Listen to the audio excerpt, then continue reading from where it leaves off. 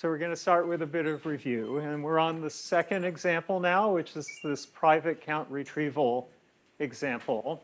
And so let's review where we got to.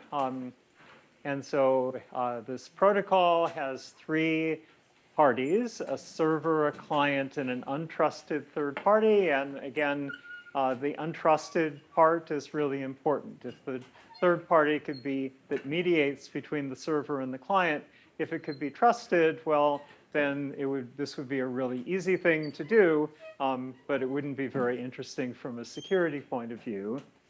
So the server holds the database, the client makes queries about the database, the third party mediates between the server and the client. A database here is one-dimensional, it's just a list of elements, and a query is a request for how many times does an element appear in the database. So it's a very simple idea.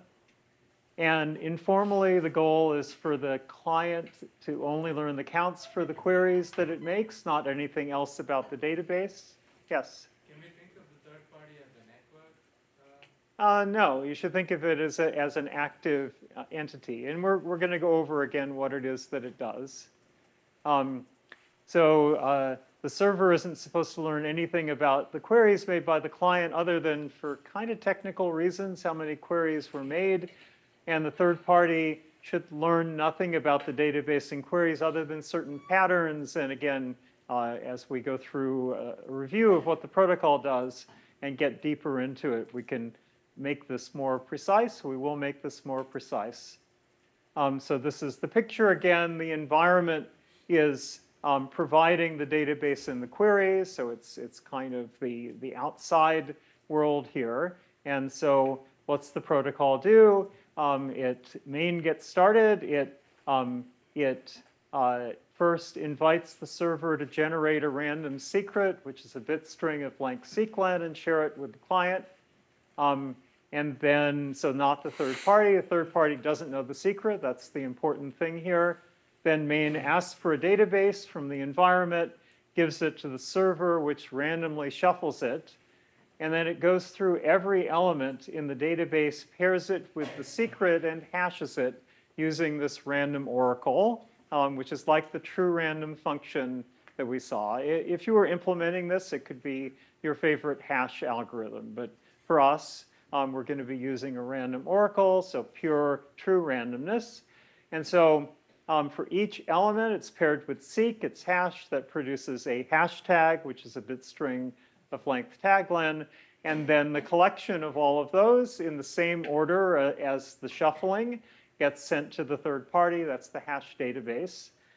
And then the client gets control and requests the next query. If there are no more queries, then the client will exit. But if it gets a query, it pairs it with the secret, it hashes that gives it a tag, it sends the tag to the third party. The third party then says, okay, I'll count how many times this tag appears in the hash database, and I'll return that count. So that's how this works. Once the client, there are no more queries, then main requests a Boolean result from the environment, which is then returned as the result of running the protocol. That's how this works. And just an example again, but partly because I didn't emphasize the bit in red here. So if the original database was 0, 1, 1, 2, and the queries are 1, 2, and 3, well, when we shuffle randomly, we might get this. And then the third party is going to get a hash database that looks like this. So these T2 corresponds to the 1, T1 to 0, T3 to 2. And then the client, the client will be, so when the client is making the queries 1, 2, and 3, that corresponds to T2, T3, and T4. And so, well, T2 appears in here once, and T3 appears, T2 appears twice, T3 appears once, and T4 doesn't appear in here at all. And so we would get answers 2, 1, and 0, assuming no hash collisions. And so this is actually an interesting part of this, that hashing is not supposed to normally produce collisions. With a hash algorithm, once you have collisions, then it's pretty well broken. So cryptographic hashing is different from ordinary hashing in like a data structures class. So this shouldn't happen, but technically it could.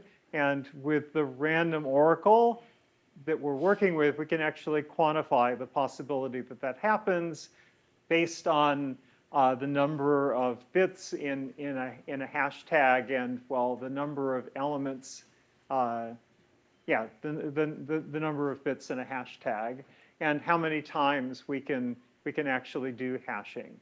So we're going to assume that this most of the time, so almost always this works the way that it should, but we have to be aware that there is this edge case. Yes. So even when we're looking at like the kind of ideal random oracle, because that would be kind of the ideal situation, right? Is a random oracle. Even in that case, there are possibilities of hash collision. Yeah, absolutely. Because what we're hashing, the inputs to hashing, is a bigger set than the hashtags. And even if it weren't, there's a chance that you just get the same thing, right? That each time you hash some input, well, you pick a random result, and unless you're enforcing that it's a permutation instead of just a hash, then you could have a collision. It's just a very unlikely thing to happen. Okay, right. So we're going to go on now. So let's talk first about Sketch, how we would formalize all of this in EasyCrypt. And so we're going to be thinking about real and ideal games for each of the 3 protocol parties. And then we're going to give a high-level sketch of the proof of security against the 3 parties. So what we're thinking again in our model is that the adversary, so if we're talking about a given protocol party, we're letting the adversary see what's going on inside the execution of that party, not change how the party behaves, but let it try to learn more than we think maybe it should, and we want to quantify exactly what that means. Okay, so for us, elements are going to be anything at all. It doesn't matter, so some type elem. Secrets, seek, are bit strings of length siglen. Hashtags, tag, are bit strings of length taglen. Hashing is done using a random oracle in which element secret pairs are hashed to hashtags, and it's like the true random function from example 1. It's memoizing the answers in a finite map. The adversary has access to the random oracle, so that's important here. It can do hashing using the random oracle that the protocol parties are using as well, but it doesn't have direct access to the map. So it can't look into the map and see what's there. It can only make queries to the map, to the random oracle. So a database is going to be a list of elements. A hash database is a list of hashtags. For each of the 3 parties, we're going to have the notion of a view, which is a list of view elements. And the view elements are encoding faithfully everything that's happened in the execution of that protocol party. I'll show you some examples of this. An environment has these 4 procedures asking for a database, but the environment can say, well, I don't want to give you one, in which case the whole protocol is then going to come to an early end.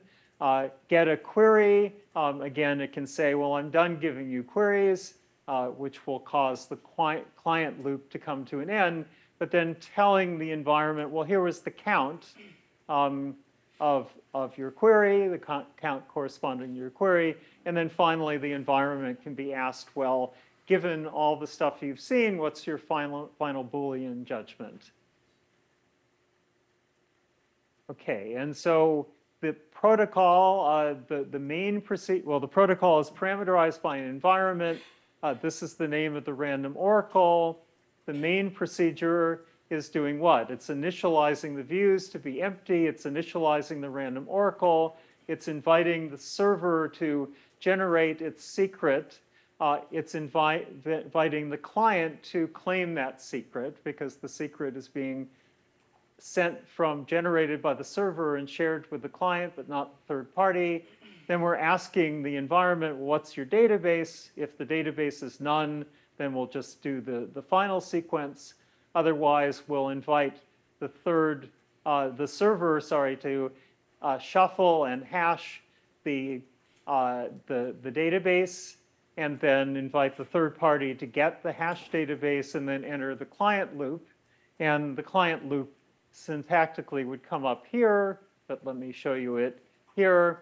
It's not done is set to true. While we're not done, we get another query. We add to the view of the client the fact that we just got this query. So everything that a given protocol party is seeing is getting put into its view. If query opt is none, then we're going to say, well, we're going to exit this loop. Otherwise, we take the query, pair it with the secret, hash that. That gives us a tag. And then we give the tag to the third party. It gives us a count.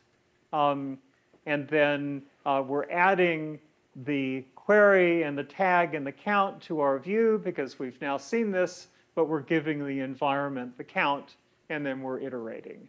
So again, the view, we're just, everything that we see, we're putting into the view so that when we have an adversarial model, we can talk about every call to the adversary passing the appropriate view.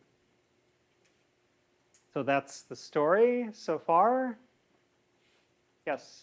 Sorry, what is the Boolean that the environment is using? What is that representing? Yeah, so let's come back to that in a minute. So it has to do with the Boolean judgment. So the question is, what's this Boolean judgment that the environment is making? The adversaries in all three cases, so the adversary that's living within one of these protocol parties, at the very end, it gets to make a Boolean judgment. This is to enable that. That's a good question. Okay, right, so I said some of this. We're modeling what's called semi-honest or honest but curious security. And so the adversary is going to be given access to a given protocol party's view, but it's not allowed to modify that data. It's not allowed to make the protocol deviate from what it's supposed to do. It's also given access to the random oracle. Again, that's different from being able to introspect into it. It can only do hashing, calls to the hash procedure of the random oracle. The real and ideal games for each protocol party are parameterized by the adversary. The adversary is trying to learn more from the protocol's view and interacting with the hash procedure of the random oracle than it should, but of course we have to make precise what that even means. And at the end of the game, the adversary returns a Boolean judgment, and in the typical real ideal style, it's trying to return true with different probabilities in the real and ideal cases.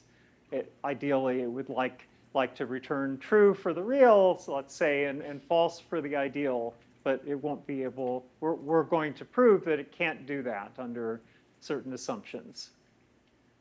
Okay, so let's see. The real games for the server, third party, and client are formed as specializations of the protocol. So the protocol we defined once. I showed you some of the code for that, but then we're going, for each party, we're going to define a module type of adversaries against that party.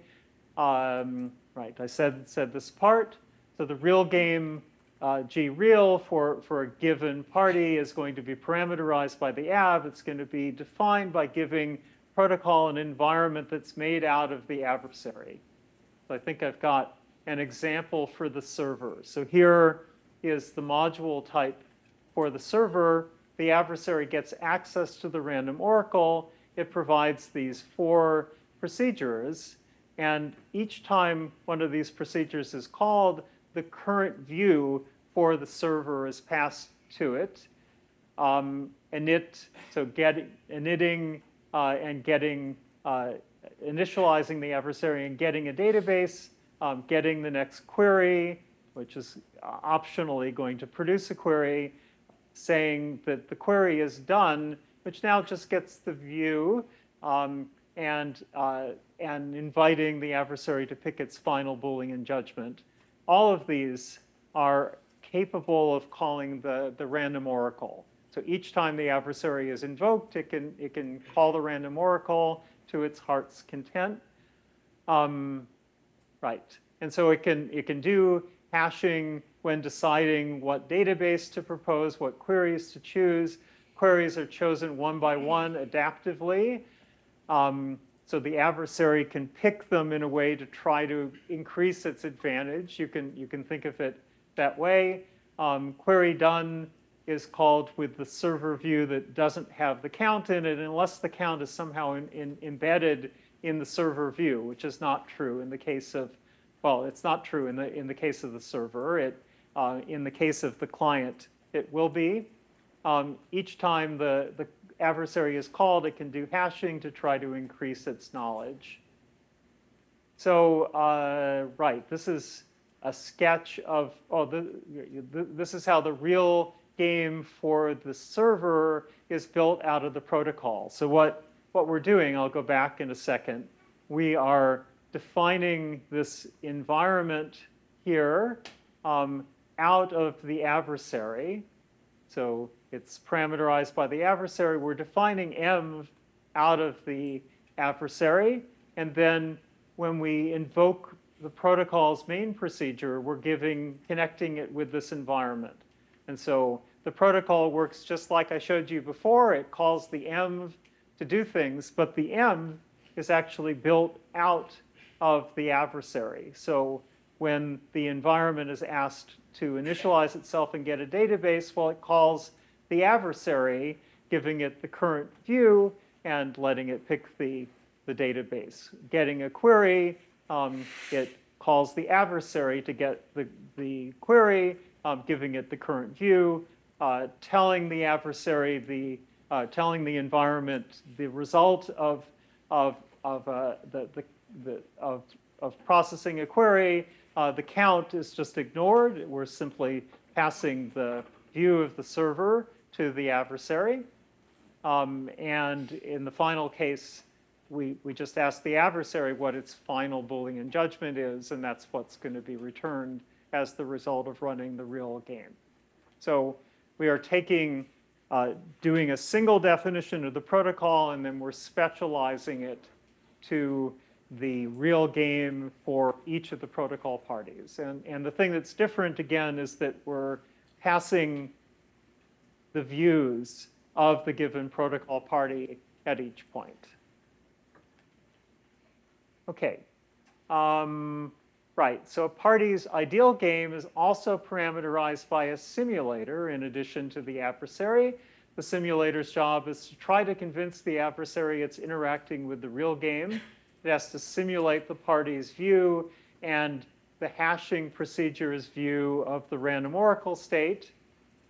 And because we're working information theoretically, when we're assessing the information leakage from the ideal game to the simulator and thus to the adversary, we don't have to scrutinize the simulator because brute force computation won't actually produce anything, won't give it any kind of advantage.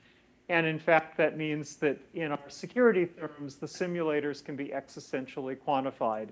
In general, in EasyCrypt, a simulator could simulate the real view by doing exponential work, let's say, and so you have to look at the simulator and convince yourself that it doesn't do that. But here, just doing a lot of work doesn't give you any advantage, and so we don't have to do that. And right, when we're doing a real ideal proof, at the top level, at some point we might use a reduction. The reduction might be proved by a sequence of games. It might involve another reduction and so on. So there's actually, in this proof, there's a two-dimensional structure where this is our top level. then we need a reduction from here to here, and we prove that using a sequence of games, and that might involve another reduction. We actually go 3 levels deep in this proof. Okay, so we're going to talk next about the ideal game for the server. And so this is just a reminder about what the real game is looking like.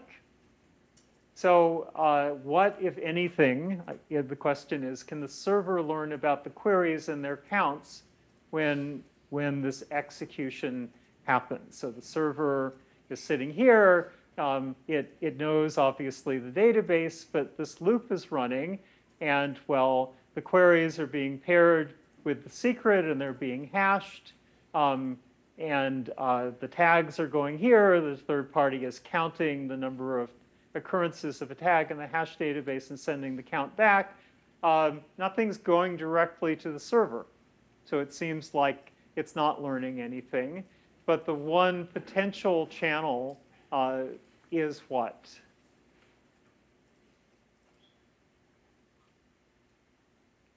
So when the client is doing hashing, it's changing the state of the random oracle.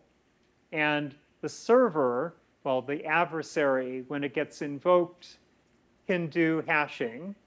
And so conceivably, right, we have to worry that when this loop is running and it's changing the random oracle, that when the adversary gets invoked and it can do hashing, that it can somehow tell that something happened.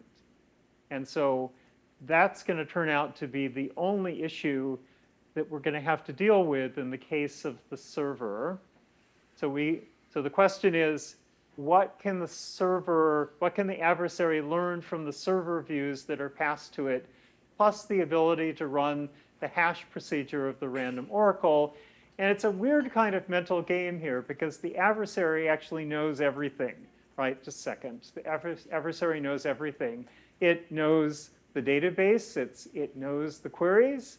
And so, well, there's nothing new that it could possibly learn. It knows all of this. So we have to sort of put blinders on ourselves and think, well, okay, if we forget that the adversary already knows this from the views that it keeps getting passed and being able to experiment with the random oracle, if it forgets its decisions that it made, what can it learn? Could this be worked around by having the client have its own random oracle?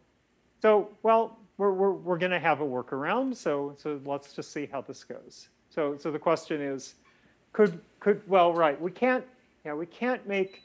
So the question is, could the client have its own oracle? But it fundamentally has to be shared with the server, because the server is hashing the database elements paired with the secret. And so the client and the server have to be working with the same random oracle. But anyways, put that thought on hold. Okay, so we to answer this question and to prove it, we need to formalize an ideal game for the server.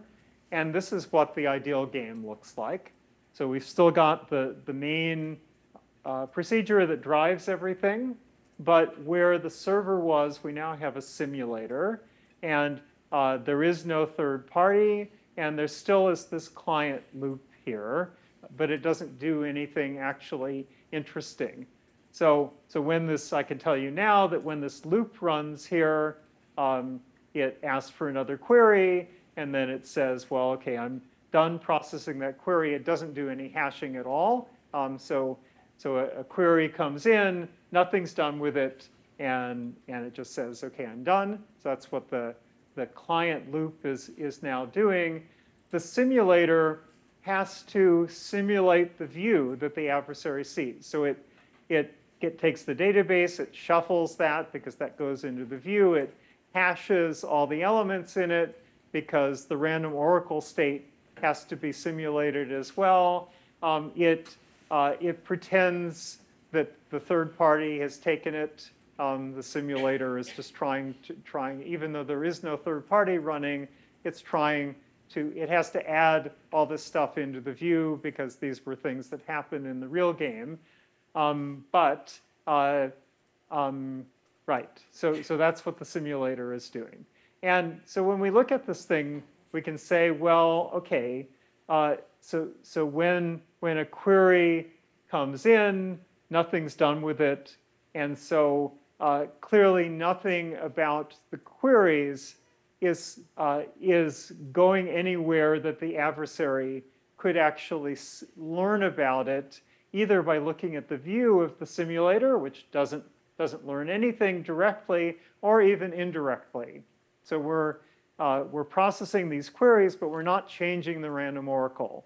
And so this is making it clear that nothing, the random oracle can't be a vector for communicating anything about the queries to the adversary. Okay, so, but when we try to get from the real world for the server to the ideal world, the sticking point is exactly that in the real world, we are hashing query secret pairs. And then in the ideal world, we're not. And so the question is, as we do this sequence of games, how can we make the step to get rid of all that hashing? Well, the hashing is redundant. And so it turns out that there is a technique for this. I think I probably said all of this. Right. So yeah, I mean, there's an annoying thing here that each time this client loop runs, we should think that the adversary is being woken up. And so in a kind of trivial sense, it's learning how many queries there were. And I don't really know how to finesse that. So we'll just think, well, each time the loop runs, the adversary gets woken up and it gets past the current view. The view isn't changing as this loop is running, but it is able to look at how many times it was woken up and say, well, that's the number of queries. Maybe there's a way to finesse this. I have a question. If normally you could inspect the oracle and maybe see that its state is changing, if the client is not actually calling the oracle, but the adversary is being woken up, could you infer something about like, oh, there's not actually any hashing being done? Or does the simulator pretend, like make up a new oracle state Right. too? Yeah, so the question is that, so I think maybe the question is basically, can you tell whether the random oracle is being called? And the thing is, the adversary can only query the random oracle. So let me go on and show you something, the answer to this. And if it's not, that doesn't satisfy you, then we can talk about this some more. So, right. So here, what we're going to be able to prove is perfect security, that there is a simulator such that for all adversaries, this is all the stuff about modules not interfering with each other's global variables. There's nothing surprising there, that the probabilities of true being returned by these games, so the final adversarial judgment being true, is exactly the same. And right, it's this hashing thing that's the problem. One of my EasyCrypt colleagues, Benjamin Gregoire, developed a library, a theory in EasyCrypt, which is what we need exactly here. So we have a hashing module type that has two procedures, hash and rhash, R for redundant hashing. And so they both take in some input, so which this is going to be specialized down to the inputs being element secret pairs, and they produce an output specialized down to these hashtags. And a hashing adversary has access to both of these things. And then there are two implementations of this built from the random oracle. There's non-optimized hashing, in which when rhash is called, it calls hash, but then it just discards the answer. Optimized hashing is it says, oh, I just won't do anything at all because no one needs this answer. So in the first case, the random oracle state is possibly changing if the input doesn't already have an output in the map. In the second case, well, nothing is happening. And then we can have a pair of games. This is a game that lets the hashing adversary work with the non-optimized one, experimenting with it. This is the one where it interacts with the optimized one. And we can ask the question, so the hashing adversary, can it tell the difference between these two? And it turns out we can prove in EasyCrypt using some eager tactics that actually it gets no advantage here. It simply can't tell the difference between these two. The way the proof works is that redundant hashing can be put off and put off and put off because the result isn't being given to anyone until either everything is over or the thing is actually being hashed. And so this is, in a nutshell, the idea of how this works. And so then what we can do when we use this, when we're trying to go from the real game to the ideal game in the server, we can get to this point where on the real side, we connect it with the non-optimized hashing for a constructed hashing adversary that does everything else. And then we can switch from there to the optimized version, and then we can switch from there to the server. So basically, this is the way that we finesse this thing about hashing. The client, in the ideal game, the client is hashing, except nothing's being done with it. And so that's redundant hashing. We can actually just get rid of that in a sequence of games proof. And no one will learn anything at all by that transition. And that's why the security here is perfect. And again, if the adversary could actually take the map and look at it and say, well, like, how many elements are in it? Then I would give it a lot more power, but that's not the right abstraction here. So, I'm going to check my understanding. The optimized hashing is basically letting it spin its wheels but not actually hash anything to avoid a situation where it returns like too fast and the adversary can tell, oh, you didn't run any hashing algorithm. No, so it's not an issue of speed. It's an issue of what, so all the adversary can do when it's experimenting with a random oracle is call the hash procedure. And so the question is, if we're doing redundant hashing, as is being done indirectly in the ideal game in the client loop, then no one is consuming the answer. And could we just not do it? And the answer turns out we can prove that we could just not do it, and the adversary would be none the wiser. And this is a cool thing. So actually, this redundant hashing, we can just get rid of it in the sequence of games proof, which is what we need to do when we go from the real to the ideal. OK, so that was great. What about the third party? What are we going to do in the third party? Well, here, what we're going to do is have an ideal game where the server and the client, when they do their hashing, they're not actually using a secret. They are just hashing elements, the elements of the database, the queries, and they're doing it in their own private random oracle, which is kind of maybe like what you were asking. So the server and the client are doing hashing in another true random function that the adversary doesn't actually have any access to.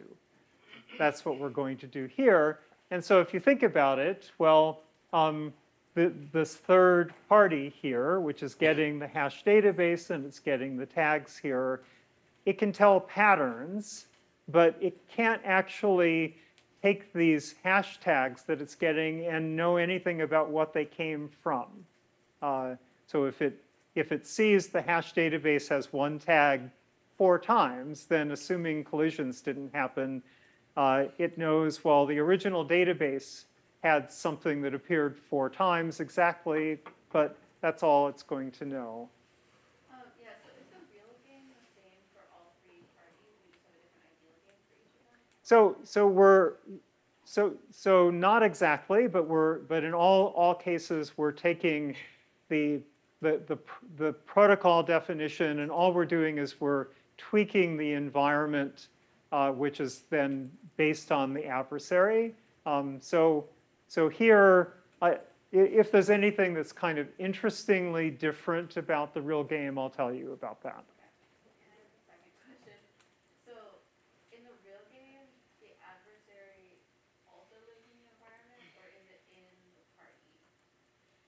In the real game, the environment is based on the adversary. So the environment is, which is what the protocol is talking to, is calling the adversary to do it, to come up with the database, to come up with the queries. So the adversary's view is kind of like within the party? So the views are being stored within the real, within the protocol. So the protocol has a different variable for each view, for all three parties' views. But then when we specialize to the environment for a given party, then we're passing to the adversary that particular view. Okay, I guess I'm trying to understand if the adversary in the ideal game has more or less information that it's able to see than the adversary in the real game. Well, right. So what has to happen is the simulator for the given party has to manage to simulate the view, because each time the adversary is called, it can look at the view. And so if in the real game something different is being passed, then the adversary is going to be able to tell the difference, unless it's like one of these, random things that like a one-time pad step or something like that. So here, the third-party simulator is going to have to simulate the view that was being passed to the adversary in the real game, and out of only what it's being given, which is the hash database and the queries. Okay, so here the adversary is invoked with the third party's view when the database and the queries are requested by the game and the client loop. So in the ideal game, the adversary only learns patterns, not anything more about the database and queries, because in the ideal game, we're using this private true random function, private random oracle, that the adversary doesn't have access to. So it's learning these things via the view that the third party is simulating. It doesn't have access to the private random oracle used by the server and client. And so, right, even though the database and queries were used to derive the hash database and the query tags, these tags were all randomly but consistently chosen, and so they convey no information about the particular elements in the database and the queries. And the random shuffling means that the adversary isn't learning anything about the order of the database either. So if the original database looked like that, the server's shuffling might be this. In the real game, then we're getting something like this, where these are produced by hashing the pair of the element and the secret for the shared server-client secret. In the ideal game, we're getting a pattern, but where these things have nothing to do with the real random oracle or the secret. And so, well, we can actually prove that in order to tell the real and ideal games apart in the third-party case, the adversary will have to guess the secret. And there's a little mental game that we can play. If the adversary is trying to break the protocol, it can pick a database with a large number of distinct elements, where each element appears a different number of times. So one time, 2 times, 3 times.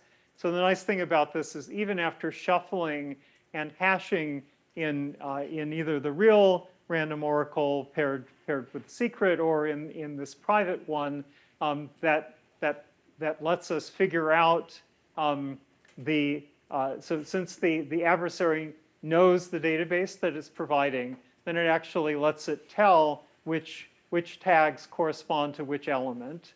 And so it can actually figure out that there's some hashtag. What was the element that it corresponded to? Was it this one or that one based on the cardinality?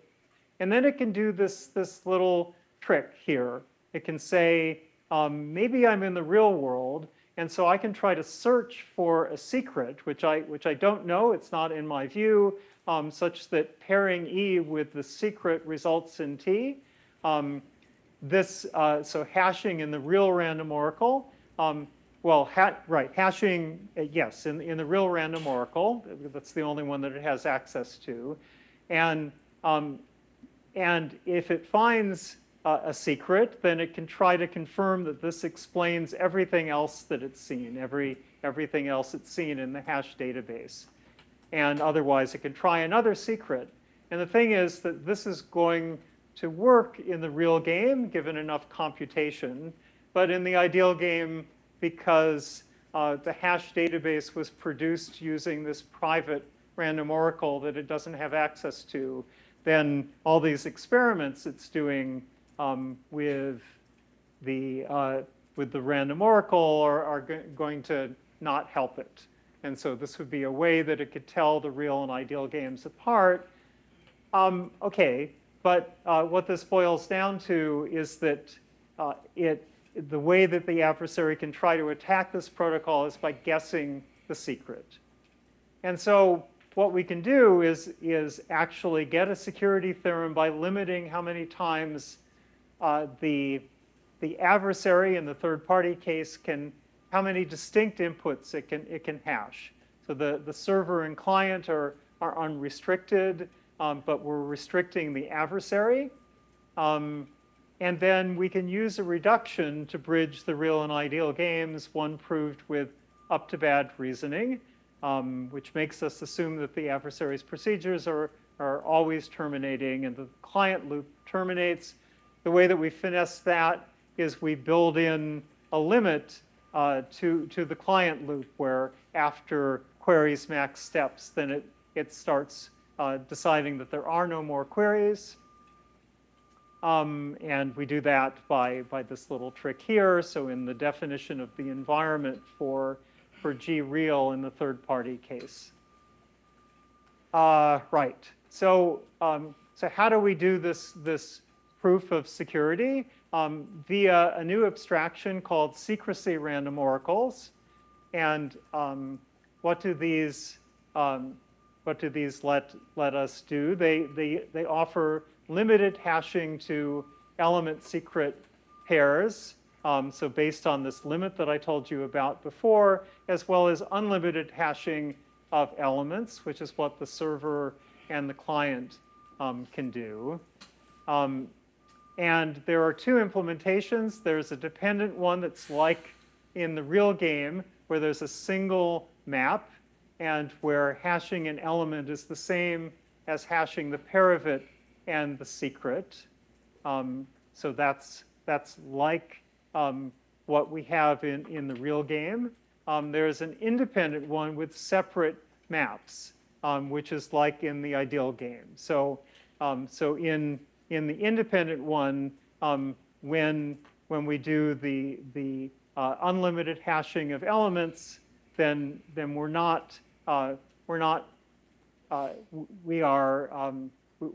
hashing them in this separate map.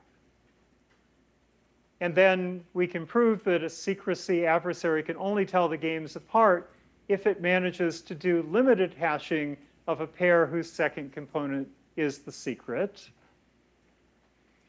And we prove this with up-to-bad reasoning.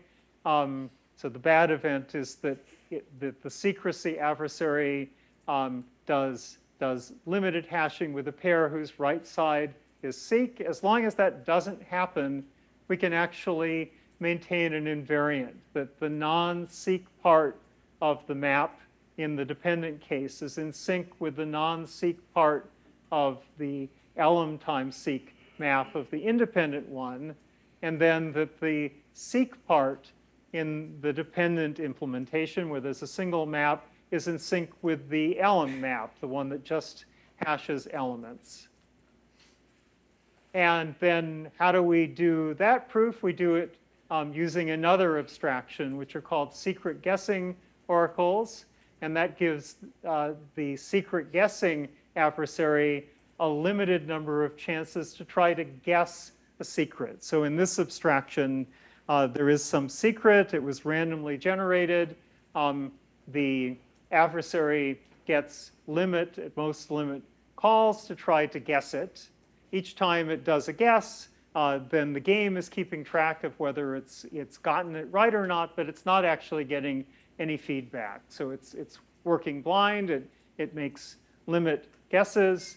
And here we're able to use the probabilistic OR logic of EasyCrypt to bound the probability of the adversary winning as limit over the number of distinct secrets, 2 to the sequen.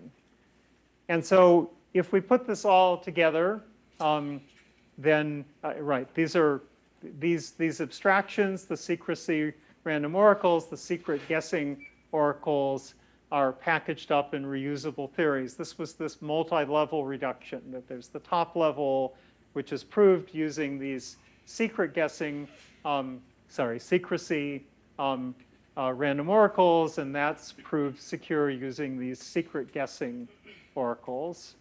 But at the top level, then for the third party, this is the bound that we get.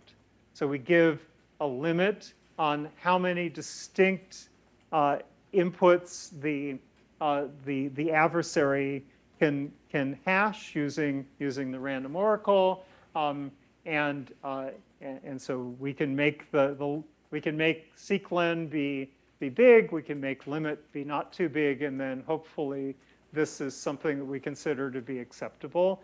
This is just quantifying that the way that the adversary can successfully attack the protocol in the third party is precisely by calling the random oracle with a pair whose second part is the secret, which it doesn't know. Okay, so that's the third party proof. And then the client proof. So that's the last thing that we need to talk about. And so let's see, so this is maybe not super important in this case, because in here, the count is being passed to the environment, but then the adversary in the client case is just getting the view in that case, but the view actually will have the count as part of it. So maybe I didn't need to emphasize that. So, what's going to be our ideal game in this case? It's going to look pretty dramatically different. So the simulator is where the client is, the client loop, but there's no third party, and in fact, there's no shuffling or hashing or anything like that. So what's happening is that the database that comes from the adversary via the environment is being given to this component that I've called the simulator's interface to the game, or SIG. And what SIG is doing is it's building a map that for each element in the database, it's telling us how many times it actually appeared in the database. So this elem's count map that SIG builds out of the database is just saying for each element in the database, how many times it appeared. Anything that's not in the map has a count of 0. And so it can do this in a way that it doesn't need to shuffle the database first. It wouldn't change the count if it did, but there's nothing about hashing, right? So the database is never hashed. No information about the database is going into the random oracle at all by this work that's here. When the client loop runs, so which is what the simulator here has to do, it's actually not asking for its next query. It's actually asking for its next query plus its count. So when this question goes to here, SIG says to the environment, which indirectly calls the adversary, what's the next query? if there isn't one, then things are going to come to a halt. But otherwise, the query comes back. The SIG looks up the query in this elements count map and says, oh, the count is 6. It then sends not just the query, but also the count to the simulator. And so the simulator is learning exactly the counts for the queries that it asks. And we're limiting how many times this is willing to respond to a count. So if it could query everything under the sun, then it could try to learn everything in the database, but we can limit how many times SIG is willing to respond to a count and shut things down at that point. And so, right, so there's, so all it's learning is the counts of the queries that it makes, and we're able to limit how many queries it can make. But now something interesting happens. So the adversary can try to distinguish the real and ideal games by causing or forcing a hash collision. And so if it can find a pair of distinct elements, elem and elem prime, that when paired with the secret, which it knows because the client actually knows the secret, so it's part of the view. So if it can find a pair of elements that when paired with a secret hash the same tag, then it can let the database be just elem, and it can make the query just be the other elem, elem prime. So then in the real game, the count will be 1 because these collided. But in the ideal game, the count will be 0 because elem and elem prime are actually different. So in the elem counts map, elem will have count 1, elem prime isn't even in the map. And so in the ideal game, the count will be 1. In the real game, the count will be 0. But it's even worse than this, that this is the adversary doing the work. The adversary can propose a database of distinct elements that has greater length than the number of distinct hashtags. And so gigantic database, and so it's guaranteed that there'll be a hash collision. In other words, when the server is hashing this in the real game, and so there will be kind of false positives that if you query exactly the same things, then you'll get some 2s or 3s because, or more because of the collisions. But in the ideal game, you should just get 1 for each of these things because they're all distinct elements. So it's kind of nasty here that instead of just limiting the adversary's ability to do hashing, we also have to somehow limit how big the database can be, for instance, that it provides. And so what we do is we impose a hashing budget on the adversary, not just on the hashing that it does directly, but also on the hashing that it makes the server and the client indirectly do. So this is the distinct hashing that the adversary does, different inputs. This is a bound on how many distinct elements there can be in the database. This is a bound on the number of queries. The sum of these things is the overall budget. And if the adversary doesn't respect the budget, then we terminate the game early, and we terminate the client loop after queries max steps. And we're going to be using up to bad reasoning. We're going to need to assume that the adversary is always terminating and that the client loop terminates, which we get by this. So okay, how do we do this proof? We have this concept of a budgeted random oracle that has separate budgeted hashing procedures for the adversary, the server, and the client, but they're all using the same underlying map. It sets a flag when we're over budget, but it keeps working. For the adversary and the server, only distinct inputs matter. For the client, it's the raw number of hashes of calls that are important. And then there's also a part of this that offers unlimited hashing, which the adversary uses at the very end before making its final judgment when it's safe to allow it to do that. And then there are two implementations of this. There's one where collisions can happen, because that can happen just naturally with the random oracle, but there's a collision-free while within budget one. And so the way that works is that if all the budgets are respected, then collisions will never happen. And so you can only do this if the budgeting is in line with the number of distinct hashtags. Is that meaning to represent the different kinds of hashing algorithms where sometimes you'll never get a collision unless you go over? Well, you'll see why in a second. So this is great, right? That collisions never happen, but we can only achieve that because this can only be possible when we stay within budget. And then what we're able to do is move back and forth between these two implementations at a cost. The cost is this so-called birthday bound. So this is the overall budget. So budget times budget minus 1 over 2 to the tagline plus 1. This is the penalty that we incur when we go from the collision possible to the collision free, or back the other way.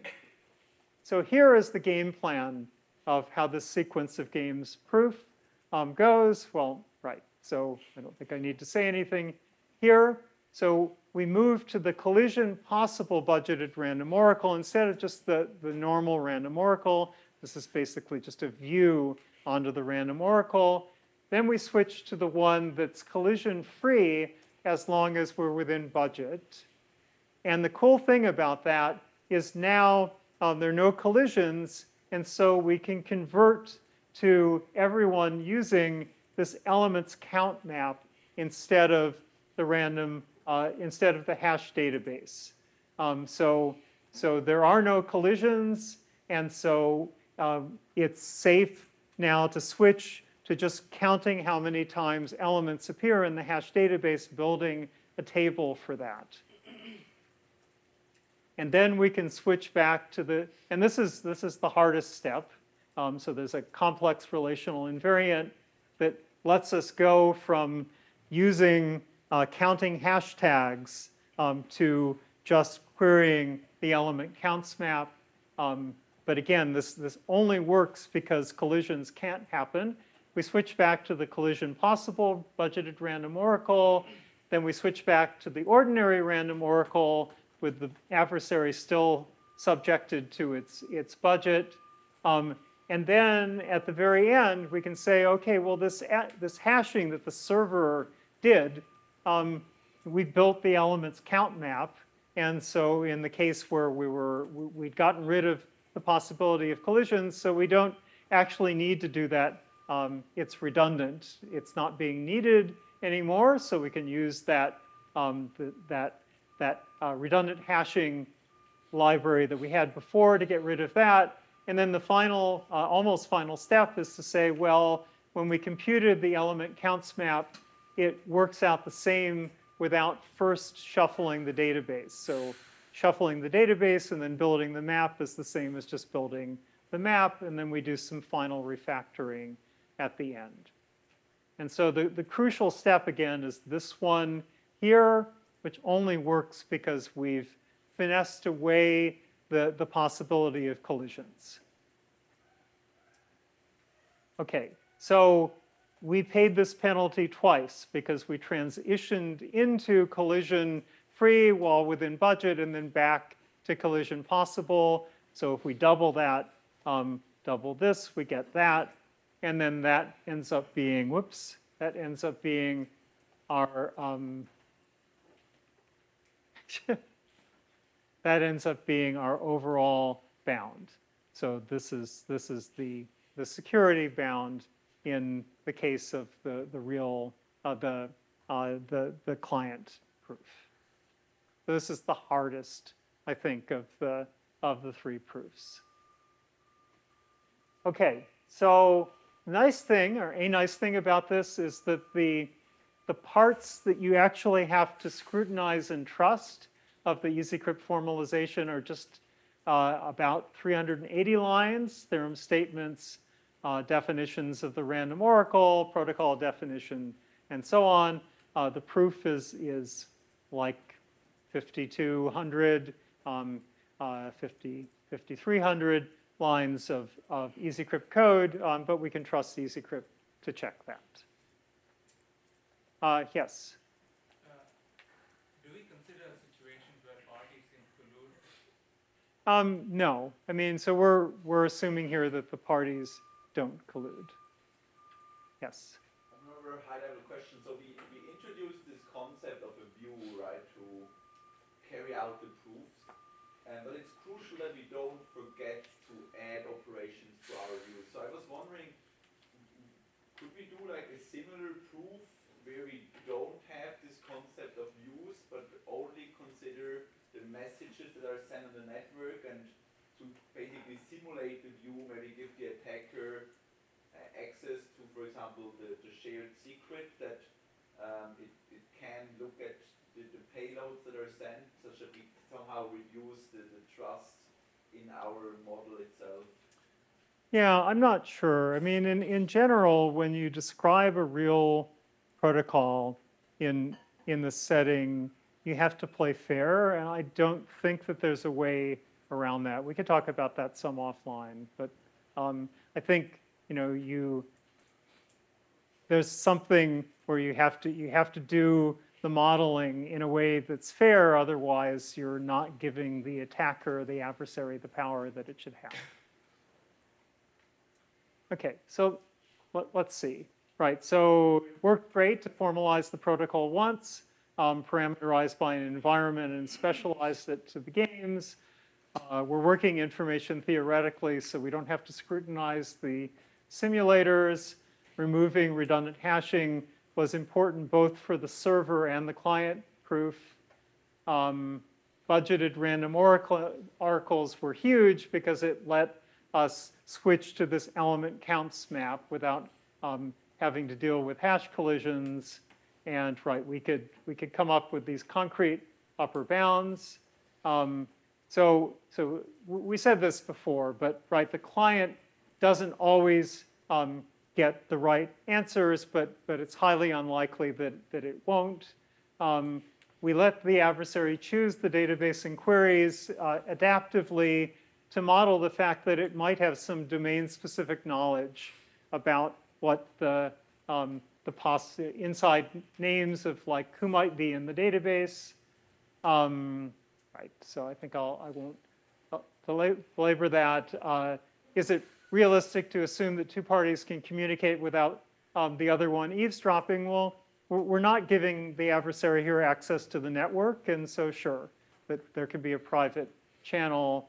And then finally, let's just look at the restrictions on, we place on the adversary. There were none in the server case. In the third party, it's limits on distinct hashes. In the client, there are these three kinds of budgets. But let me just note that in reality, right, the adversary, the attacker, doesn't actually get to choose anything. So it's a kind of worst case assumption that maybe it can guess things. And so that's that we're modeling here. Yes? As the server, why couldn't the adversary choose the database? As the client, why couldn't it choose the queries?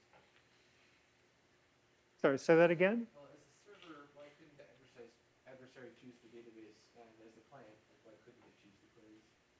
I mean, we do have it do that. So here we're,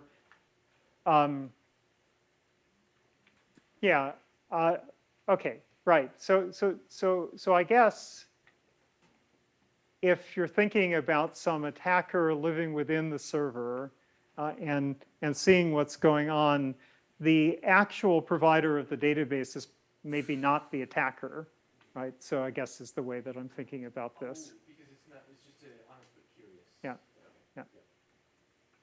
Okay. Okay, so I think what I want to do, let's see, how many, I have 15, how much do I have? 14 minutes, 15 Okay, minutes, yeah. cool. So I want to try to set the stage for the next example, so that you can again have a chance to think about this before we get going. And so this is the third example of the real ideal paradigm. We're looking at the two-player board game Battleship, and I think I won't read the slide, except that the way we're going to be defining security in the real ideal style, and we used it in this case study as a way of auditing implementations done in LIO, in Haskell, or concurrent ML with homegrown access control. We didn't do any formal proofs. That's something that actually Jared over in the corner there is working on with Marco and me and another colleague. So let's just go through the rules. In Battleship, there's a 10 by 10 board. Each player has one. Each player can put 5 ships onto the board. So there's a carrier, there's a battleship, there's a submarine, there's a destroyer, and there's a patrol boat. So you can place your 5 ships however you like, and you hold the board close to you, and it's like on your honor that you don't move the ships around during the game. So here's the player's board, here's the opponent keeping track of its shooting, and so we could shoot at some position, and we're told, well, that's a miss. We could shoot at CB, and we're told that's a hit. Crucially here, we're not told what ship we hit, so this is the thing that would make the game, from a security point of view, be way less interesting. So we're just told, well, we hit some ship, and we could shoot DB, and it's another miss. And if we skip CC, don't worry, I'm going to skip ahead. Suppose we get to this point here. Then, well, we might be, if it were the opponent, we might be looking at that cell here or there. Suppose we shoot at CA. Then we're told we sank the carrier. So once you actually sink a ship, you're told what it was. And now, if you're the opponent, it's unambiguous what the carrier consists of, given the places that we've shot.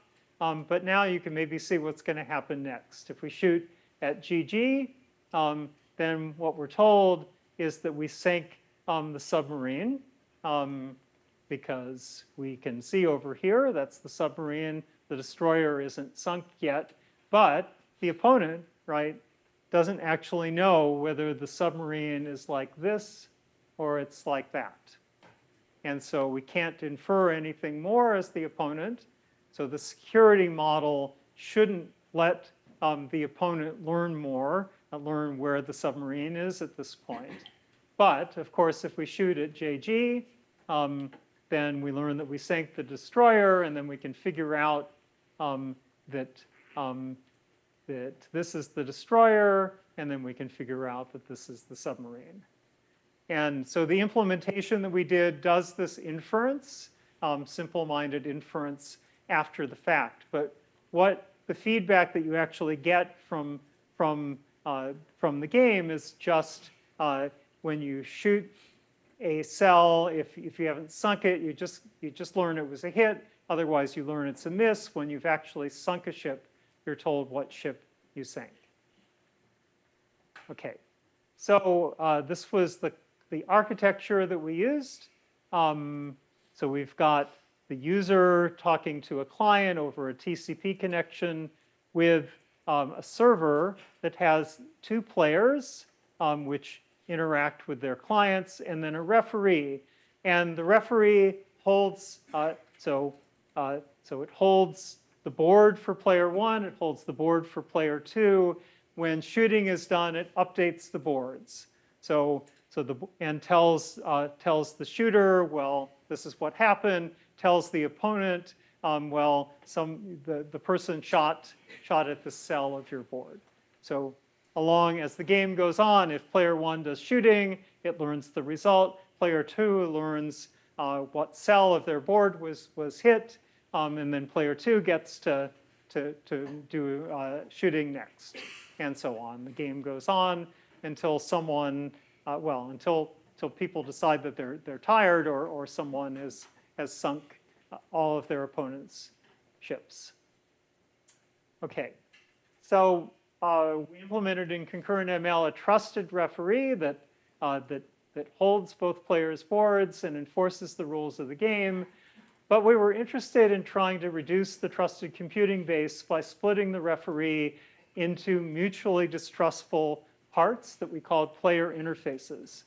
And so going from this picture to this picture here, where the players are interacting with player interfaces, these are directly communicating with each other, relying on some trusted infrastructure, but hopefully less trusted infrastructure than just the players trusting this whole referee.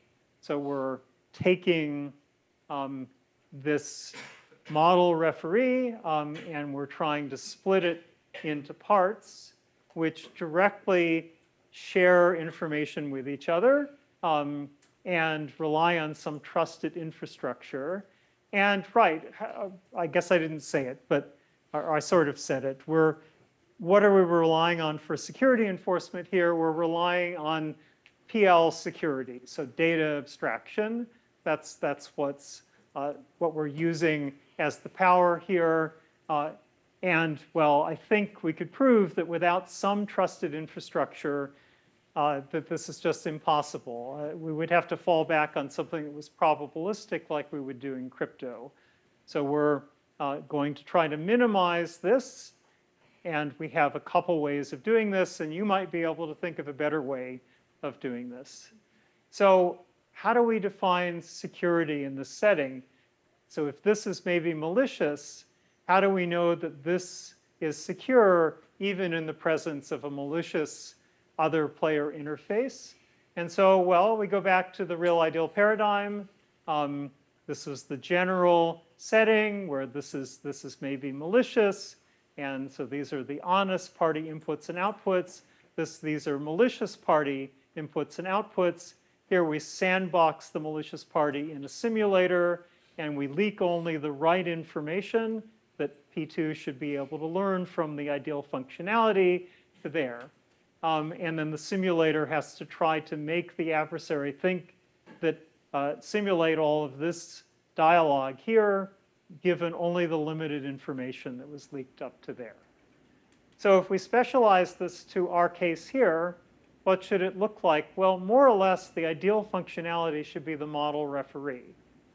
And if you think about it, so this is the honest party here, and this should be the same traffic that's going here. But the malicious party, we're going to sandbox.